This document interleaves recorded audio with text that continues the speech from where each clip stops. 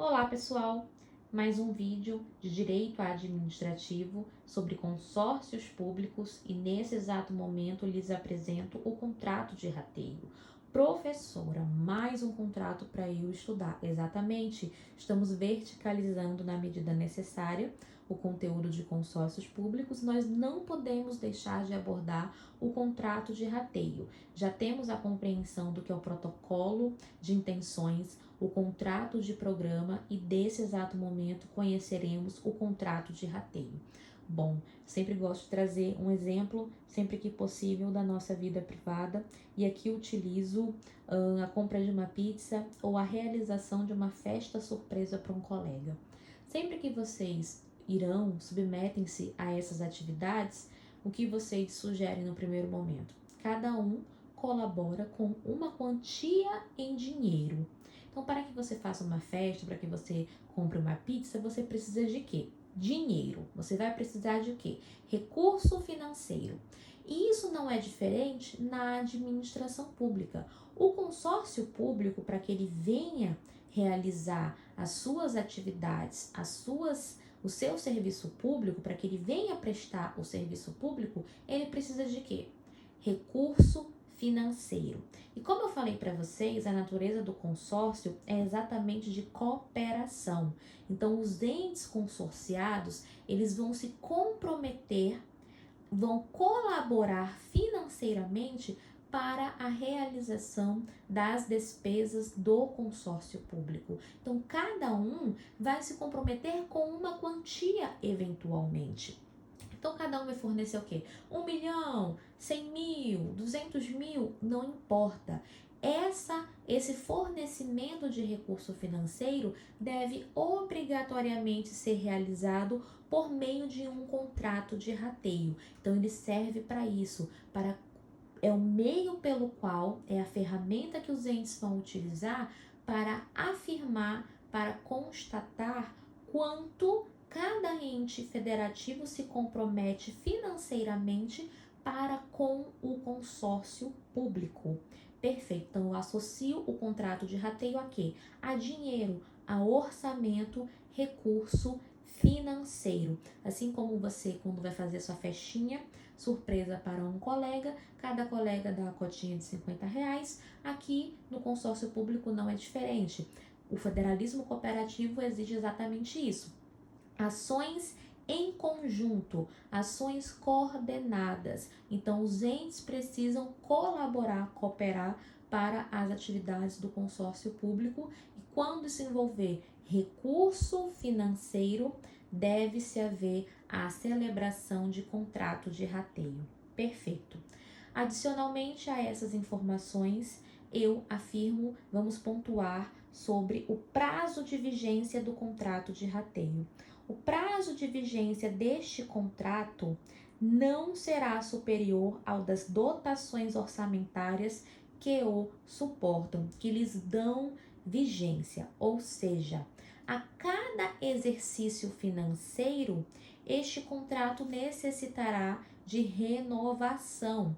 Por quê? Porque ele só vai ser celebrado quando o ente federativo comprovadamente ter disposição em lei orçamentária. Então, se o ente vai se comprometer a fornecer R$ 100 mil para o funcionamento, para as despesas do consórcio público, esses R$ 100 mil devem estar previstos na lei orçamentária daquele respectivo ente. Vocês sabem que os entes federativos, eles só podem se comprometer, eles só podem gastar, via de regra, com previsão na lei orçamentária. Então, essa lei ela vai prever, vai ter uma disposição, vai ser aprovada pelo Legislativo, onde autoriza a despesa para a consecução do consórcio público. Então, esse contrato de rateio, ele retira seu fundamento de validade na lei orçamentária do ente, ou seja, temos aqui uma segurança de que este dinheiro, de que esse comprometimento será honrado pelo ente federativo, de que ele vai necessariamente arcar com a sua obrigação financeira em virtude do consórcio público. Perfeito. Temos exceção, temos duas exceções. Essa lei, esse prazo de vigência vai ser mitigado quando essa obrigação orçamentária for contemplada no plano plurianual. Então, vamos supor que o consórcio público já estava previsto antes da edição do plano plurianual, que comporta aí os 4 anos de vigência, que tem 4 anos de vigência. Então, esse plano plurianual já prevê o gasto com o consórcio público, com este consórcio público. Sendo assim, o contrato de rateio, ele está seguro, ele pode ser celebrado, ele vai ter a vigência de 4 anos, por quê? Porque eu sei que durante esses 4 anos eu terei orçamento para honrar com as minhas obrigações financeiras. Então, o contrato de rateio, ele tem motivo para existir, porque tem-se certeza de que há dotação, há previsão orçamentária para que este compromisso seja honrado.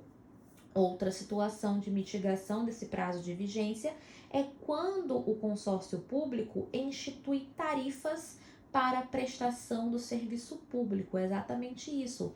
Principalmente quando ele atua na gestão associada de serviço público, onde ele desempenha atividade regulatória.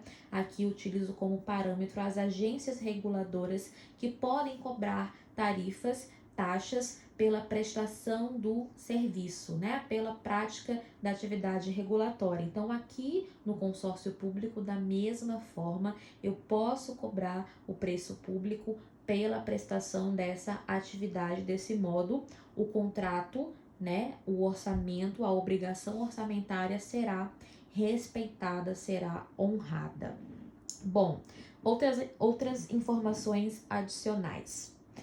Se é causa de improbidade administrativa, inclusive que é reafirmada pela Lei 8429 de 92, que é a Lei da Improbidade Administrativa, que é a famosa LIA. Ela diz que é causa de lesão ao erário celebrar contrato de rateio de consórcio público sem suficiente e prévia dotação orçamentária.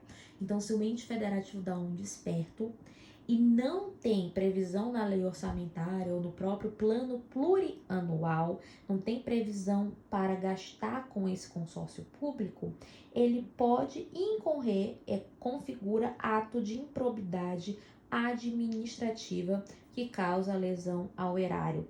Artigo 10, inciso 15 da LIA, Lei 8429 de 92. Muito bom, né, gente? Que mais? Mais uma informação importante. Bom, artigo 8º, parágrafo 5º da Lei 11.107 de 2005 diz o seguinte: poderá ser excluído do consórcio público, após prévia suspensão, o ente consorciado que não consignar em sua lei orçamentária ou em créditos adicionais as dotações suficientes para suportar as despesas do contrato de rateio. Ou seja, além dele incorrer em improbidade administrativa, o ente federativo, após ser suspenso do consórcio, ele pode ser excluído do consórcio público, vai receber punição, porque nós não queremos dentro do consórcio público um ente federativo que não honra com um contrato de rateio. Então, se ele assumiu essa obrigação, essa despesa a ser suportada por ele no contrato de rateio e ele não honrou com essa obrigação, ele vai ser suspenso e posteriormente será excluído deste consórcio público se ele não comprovar que ele tem previsão orçamentária, seja na lei orçamentária ou em créditos adicionais para honrar com seu compromisso perante o consórcio público. Gente, essas são as informações acerca do contrato de rateio. Associem o contrato de rateio a orçamento. Lembrando que para que a administração pública tenha uma obrigação orçamentária, deve-se obrigatoriamente haver previsão orçamentária mediante a lei orçamentária ou até mesmo nos seus créditos adicionais ou no plano plurianual. O que importa é eu ter uma segurança, é eu ter possibilidade de arcar com as despesas orçamentárias dentro do consórcio público. Beleza, pessoal? Qualquer dúvida, continua à disposição, fiquem à vontade e vamos dar continuidade ao nosso conteúdo nos próximos encontros. Até logo, um grande abraço.